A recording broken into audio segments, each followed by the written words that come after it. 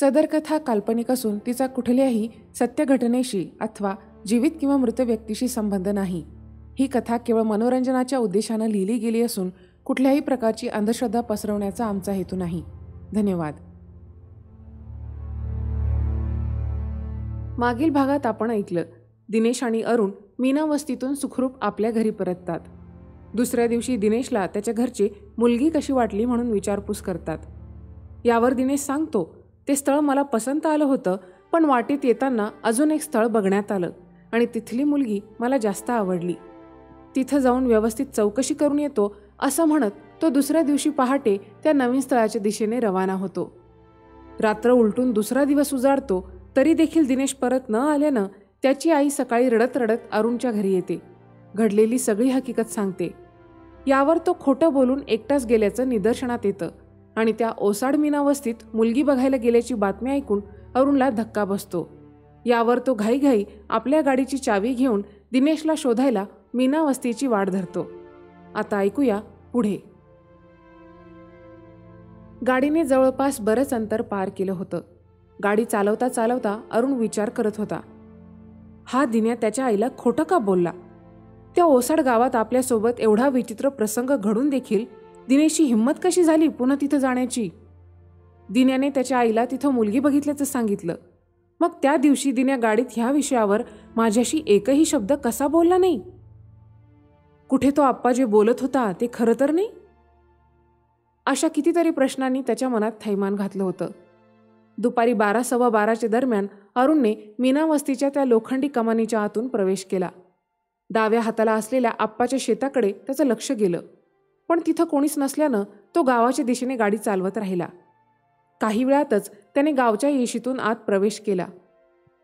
पुढे काही अंतरावर उजव्या हाताला फिटरच्या घराकडे त्याचं लक्ष गेलं, पण घराला कुलूप असल्यानं त्याने आप्पाच्या घराकडे गाडी घेतली. गाडी थांबवून तो खाली उतरला. बघतो तर काय, आप्पाच्या घरालाही कुलूप होतं. कुणीतरी माणूस भेटेल ह्या आशेनं तो गावातील गल्लीबोळात फिरू लागला, पण जवळपास सगळ्याच घरांना कुलूप लागलेलं बघून त्याला धक्काच बसला. आता काय करावं त्याला काही समजत नव्हतं. तितक्यात एका घरासमोरून जात असताना त्याला कुणाच्या तरी खोकलण्याचा आवाज आला. अरुण लगबगीनं त्या घराकडे जात आत डोकावला. बघतो तर समोरच्या खोलीत खाटावर एक अतिशय वयोवृद्ध माणूस जणू शेवटच्या घटका मोजत पडलेला होता. त्या माणसाला बघत अरुणने प्रश्न केला, बाबा, अहो गावातली मंडळी कुठं गेली? धुसर दिसत असलेल्या अरुणला बघत त्या बाबाने फक्त एवढंच म्हटलं. नंतर तो बाबा जोरजोरात खोकू लागला. मोठ्या आवाजात अरुणने पुन्हा प्रश्न केला, अहो गावातली बाकीची मंडळी कुठं गेली? यावर तो बाबा अंगात त्राण नसल्यागत हलक्या आवाजात म्हणाला, समधी कामाला गेली तापापल्या. कामाला? आणि केव्हा परत येतील? अरुणने पुन्हा मोठ्या आवाजात प्रश्न केला. पुन्हा खोकलत बाबाने उत्तर दिलं, येतील बाबा सांच्याला. घरात दुसरं कोणी नसल्यानं अरुणनेही आवर्त घेत विचार करत तिथून निघाला. त्या दिवशी दिनेशला शोधण्यासाठी त्यांनी अख्खं गाव पालथं घातलं होतं, पण दिनेश न सापडल्यामुळं आप्पा कुठल्या तरी ठिकाणाबद्दल कडू तात्याशी बोलत होता हे त्याला क्षणात आठवून गेलं. पण दिनेश तेव्हा अचानक समोर आल्यानं तो विषय अर्धवट राहिला होता. त्यामुळे अरुणला माहीत नव्हतं की आप्पा नेमकं कुठल्या ठिकाणाबद्दल बोलत होता. दिनेशचा शोध घेत घेत तो एकटाच गावभर फिरत होता. अरुणने अख्खं गाव पालथं घातलं, पण दिनेश किंवा दिनेशची गाडी त्याला कुठेच दिसली नाही. त्या दिवशी दिनेशने सांगितलं होतं की तो पडक्या शाळेत रात्रभर बेशुद्ध अवस्थेत पडलेला होता. ही गोष्ट आठवल्यावर अरुण त्या गल्लीच्या शेवटच्या टोकाला गेला जिथं ती शाळा होती. त्याने आजूबाजूची घरं बघितली, पण त्या गल्लीतील पडकी घरे, कैक वर्षांपासून बंद असलेले ते जुनाट वाडे आणि ती शाळा बघून त्याला प्रचंड उदासवाणं वाटत होतं. अरुण शाळेकडे चेहरा करून उभा होता. शाळेच्या उजव्या बाजूला काही अंतरावर त्याला दाट पसरलेली काही सागाची झाडे आणि बऱ्याच प्रमाणात पसरलेली बाभळीची झाडे दिसली. ह्या वनराईतून जाणारी एक पायवाट त्याला स्पष्टपणे दिसत होती, पण सोबतीला कुणीच नसल्यानं तिकडे जाण्याची त्याची हिंमत होत नव्हती. विचलित झालेला अरुण त्या झाडांकडे बघत कितीतरी वेळ तिथेच उभा होता. त्याला समजत नव्हतं काय करावं, पण रडणाऱ्या दिनेशच्या आईचा चेहरा डोळ्यासमोर येताच त्यानं जीव मुठीत धरून त्या पायवाटेने चालायला सुरुवात केली. अरुण इकडे तिकडे बघत चालत राहिला. पूर्ण अंतर पार केल्यावर त्याच्या लक्षात आलं की ही वाट त्या नदीच्या जवळच्या कच्च्या रस्त्याला जाऊन मिळाली आहे, जो रस्ता पुढच्या शहराकडे जातो. ही पायवाट म्हणजे त्या रस्त्यापासून गावात येण्यासाठी शॉर्टकट असावा हे त्याला जाणवून गेलं. आल्या पावली तो माघारी फिरला. सूर्यही मावळतीला आला होता. इकडे गावातील मंडळी आपापली शेतातली कामे उरकून गावात परतली होती. आपल्या लहान्या लेकाकडे शहरात गेलेला आप्पा आणि आप्पाची बायको दोघेही काही वेळाने आपल्या घरी परतले. घरासमोर उभी असलेली अरुणची गाडी बघून आप्पा विचारात पडला. सामानाची पिशवी ठेवत तो लगबगीने कडूतात्याच्या घरी पोहोचला. घाईघाई आलेल्या आप्पाला बघून कडूतात्यानं विचारलं, काय र, काय झालं? इतक्या घाईघाई कशा पायी आला? चल माया संघ लवकर. त्या दिवशी आलेल्या पोराची गाडी माया दारासमोर उभी आहे. आजूबाजूला समतीकडं पाहिलं म्या, पर तिथं कोण बी दिसलं नाही. आप्पा धक्का बसल्यागत कडूतात्याला सांगत होता. हे ऐकून तात्याही घाईघाई आप्पासोबत निघाला. जाताना धोंडीबालाही त्यांनी सोबत घेतलं.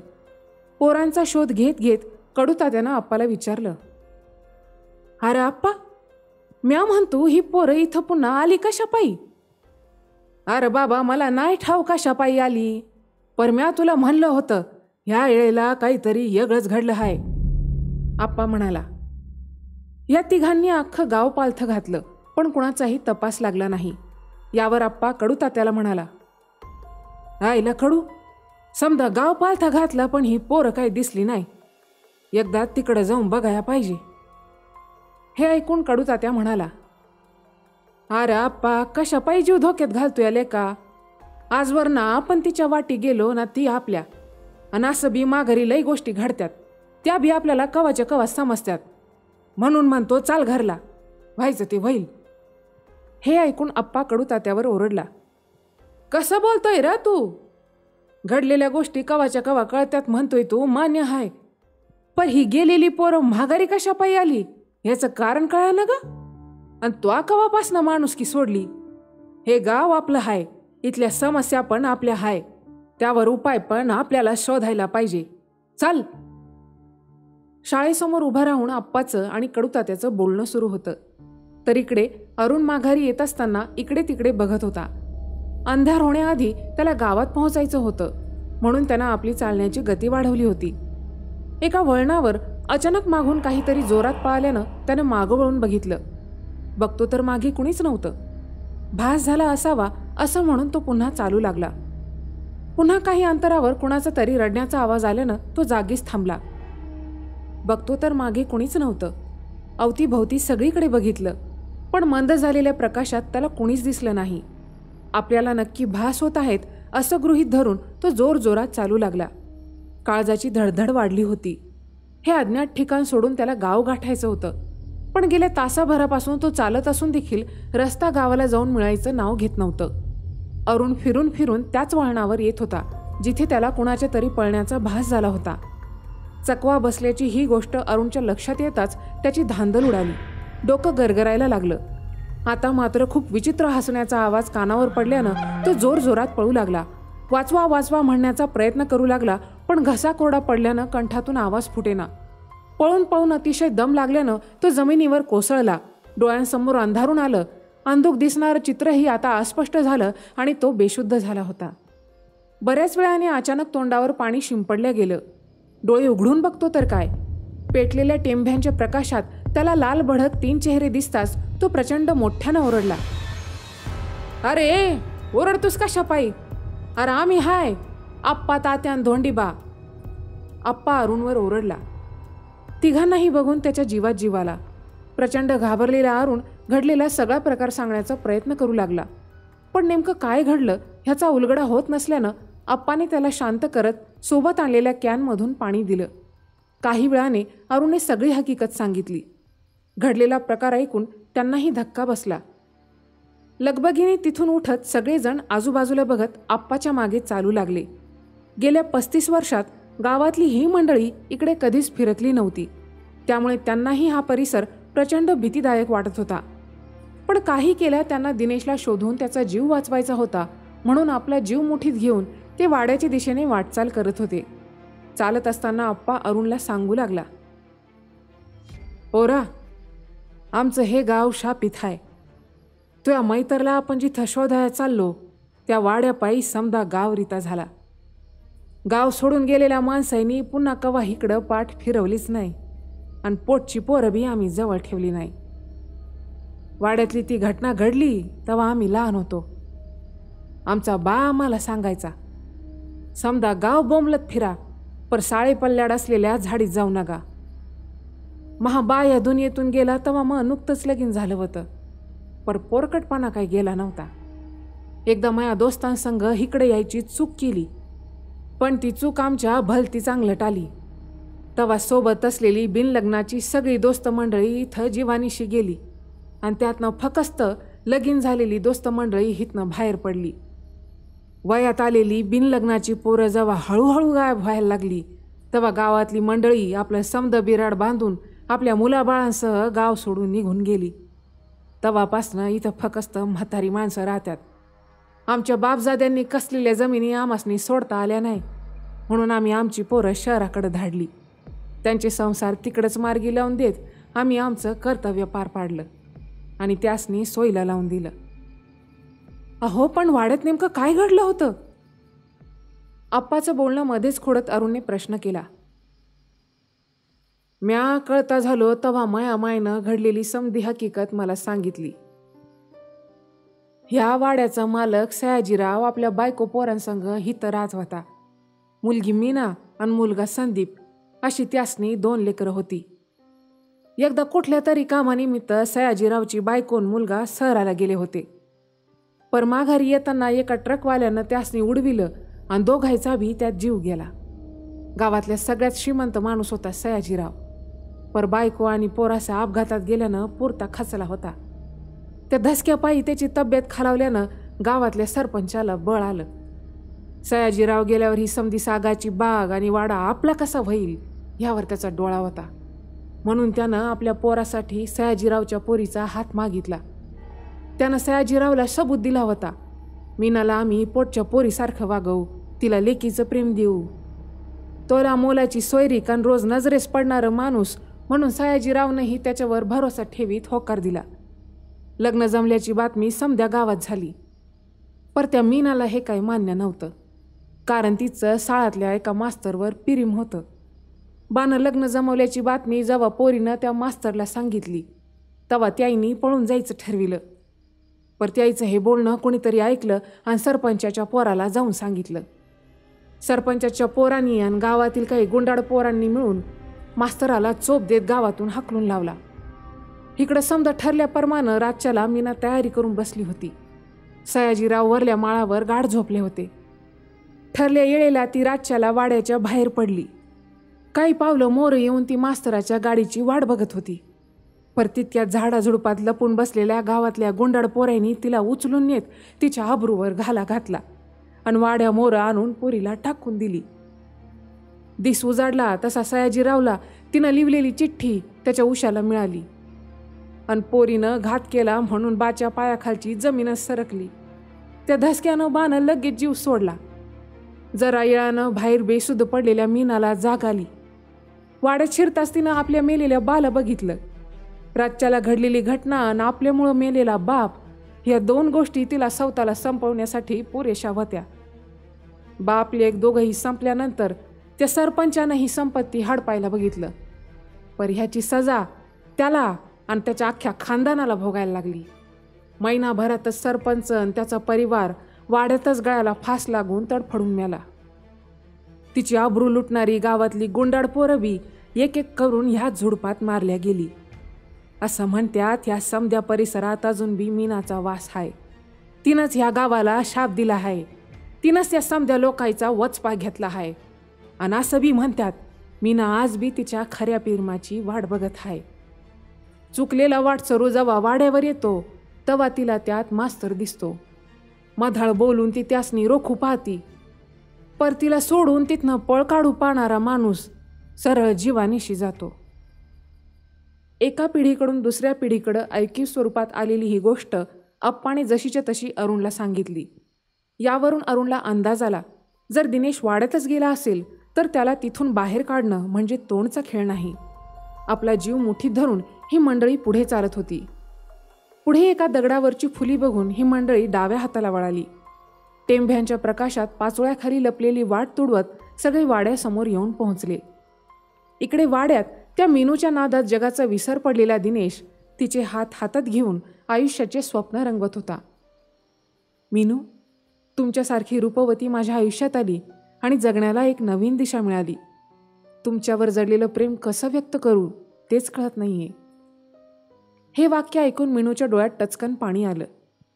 ती दिनेशला कडकडून बिलगली. रडवेल्या आवाजात ती बोलू लागली, तुम्ही मला एकटं सोडून तर नाही ना जाणार? नाही मीनू. बरं, मी तुम्हाला दिलेला शब्द पाळला की नाही? आलो की नाही तुम्हाला पुन्हा भेटायला? आता लवकरच मी इथून तुम्हाला घेऊन जाणार आणि धूमधडाक्यात लग्न करणार. दिनेश फार उतावीळ होऊन बोलत होता. त्याला असं झालं होतं की कधी आम्ही एक होतो आणि कधी नाही. यावर मीनू ओघाओघात बोलून गेली, मास्तर, तुम्हाला आपल्या प्रेमाची शपथ आहे, मला इथून घेऊन चला. यावर तिला कवेत घेऊन उभा असलेला दिनेश कोड्यात पडल्यागत म्हणाला, मास्तर? कोण मास्तर? तो तिला पुढे काही विचारणार तितक्यात वाड्याचं गेट वाजलं. गेटचा आवाज होताच वाड्याच्या आतील लाईट बंद झाली. बाहेर उभी असलेली दिनेशची गाडी बघून अरुण दिनेशला मोठमोठ्याने आवाज देऊ लागला. आपल्या मित्राचा आवाज कानी पडल्यानं मीनूच्या मिठीत समावलेल्या दिनेशने डोळे उघडले. बघतो तर काय, एका सापळ्याने त्याला कडकडून मिठी मारलेली होती. खिडकीच्या आतून डोकावणाऱ्या टेंभ्यांच्या प्रकाशात हे चित्र बघून दिनेश खूप मोठ्यानं ओरडला, अरुण, मला वाचव, असं म्हणत तो मोठमोठ्याने धावा करू लागला. तितक्यात त्याचा गळा पकडला गेला. वाड्यात सर्वत्र मीनूच्या रडण्याचा आवाज घुमू लागला. कानावर भयावह आवाज पडू लागला, तुम्ही महाघात केला, मया पिरमाचा घात केला, मया भावनांचा खेळ केला, म्या तुम्हासनी जिती सोडणार नाही. त्या सापळ्याच्या हाताला हिसका देऊन दिनेश दरवाजाच्या दिशेने पळू लागला. बाहेरून आप्पा, तात्या, धोंडीबा आणि अरुण चौघही दरवाजा तोडण्याचा प्रयत्न करत होते. दिनेश वाचवा वाचवा म्हणत दरवाजाजवळ येऊन पोहोचला. कडी उघडणार तोच त्याचे पाय ओढल्या गेले. फरफटत ओढल्या जाऊन तो एका भिंतीवर फेकल्या गेला. जीवाच्या आकांताने तो ओरडत होता. आपला जीव वाचावा म्हणून तो सारखा दरवाजाकडे येऊ पाहत होता, पण त्या सापळ्याने मात्र त्याच्या जीवाची हेळसांड चालवली होती. इकडे ही मंडळी अजूनही दरवाजाला धडका देत होती. दरवाजाची आतली कडी तुटल्यानं अखेर दरवाजा उघडण्यात ह्या चौघांना यश आलं. लगबगीनं ही मंडळी वाड्यात शिरली. हे दृश्य बघून पुढे असणाऱ्या आप्पाच्या अंगावर सापळा धावून येणार तोच आप्पाने टेंभा पुढे केला. आगीची भीती घालत आप्पाने सापळ्याला रोखून धरलं. बाकीच्यांनी दिनेशला वाड्याच्या बाहेर काढलं. मीनूचा आवाज सगळ्यांच्या कानावर पडत होता, म्या तुम्हाला जिती सोडणार नाही, म्या तुम्हाला जिती सोडणार नाही, तुम्ही महाघात केला. बाहेरून तात्याचा आवाज आला, अरे आप्पा, चल किलं का, कशा पायी जीव धोक्यात घालतोया, घेतो दरवाजा लावून आणि चल घराकडं. अरे माझ्या पायी कशाला थांबलात तुम्ही, त्या पोराला घेऊन निघा मोर. आप्पा तात्यावर ओरडला, अरे निघा म्हणजे? नाही नाही, उगा जीवाशी खेळू नग बाबा, चल. तात्या काळजीपोटी म्हणाला. यावर आप्पा म्हणाला, अरे म्या म्हणलं ना जा मोर, आज काय तो या वाड्याचा सोक्ष मोक्ष लावूनच येतो. आप्पाच्या ह्या वाक्यावर मीनू बिभत्स आवाजात मोठमोठ्यानं हसू लागली.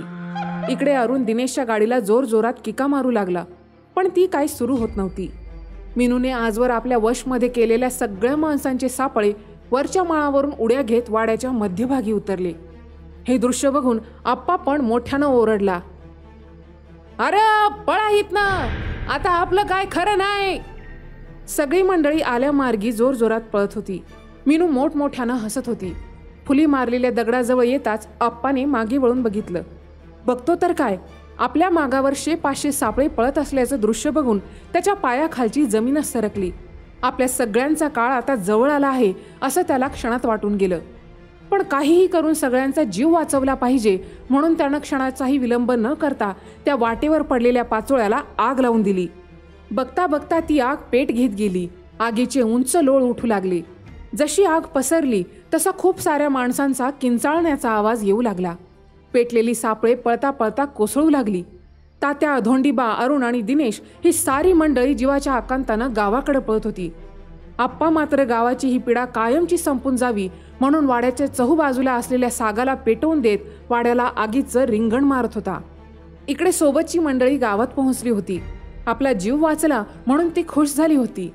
पण ही खुशी क्षणात नाहीशी झाली, कारण सगळ्यांनी मागे वळून बघितलं तर आप्पा त्यांच्या सोबत नव्हता. प्रचंड मोठी आग, धुराचे लोट आभाळाला जाऊन भिडले होते. बराच वेळ वाट बघून देखील आप्पा न आल्यानं तात्याचा बांध फुटला. अंगातून त्राण गेल्यागत तो जमिनीवर कोसळला आणि रडता रडता बोलू लागला. आप्पा, हे तो आज चांगलं नाही केलं. अरे आमच्या पायी स्वतःचा जीव धोक्यात घातला. तात्या मोठमोठ्यानं रडत होता. ती आग बघून गावातली बाकीची म्हातारी माणसं शाळेसमोर जमा झाली. आप्पाची बायको येताच रडारड सुरू झाली. ती मोठमोठ्यानं रडत होती. धनी, हे काय केलं तुम्ही? धनी, तुम्ही हे काय केलं? तितक्यात शाळेपर्यंत आलेल्या आगीतून आवाज आला. अगं ए, काय आलं इवळायला? जिता हाय म्या, नग बोंबलू. असं म्हणत आप्पाने एखाद्या हिरोसारखी आगीतून बाहेर उडी घेतली. हातातला टेंभा खाली टाकून देत त्याने सुटकेचा निश्वास सोडला आणि कमरेवर हात ठेवून मागे बघत आभाळाला भिडलेल्या आगीकडे बघू लागला. आपल्या नवऱ्याला जिवंत बघून आप्पाच्या बायकोनं आप्पाला कडकडून मिठी मारली आणि गावची पीडा दूर करणाऱ्या ह्या साठीतल्या हिरोला गावातली म्हातारी माणसं कुतूहलानं बघू लागली. जर अरुणसारखा जिवलग मित्र दिनेशच्या आयुष्यात नसता, आप्पासारख्या माणसातला माणूस जिवंत नसता, तर दिनेशचं काय झालं असतं? सौंदर्याची लालसा आणि उतावीळपणाचं फळ म्हणून दिनेश मीनाच्या वचप्याचा बळी ठरला असता.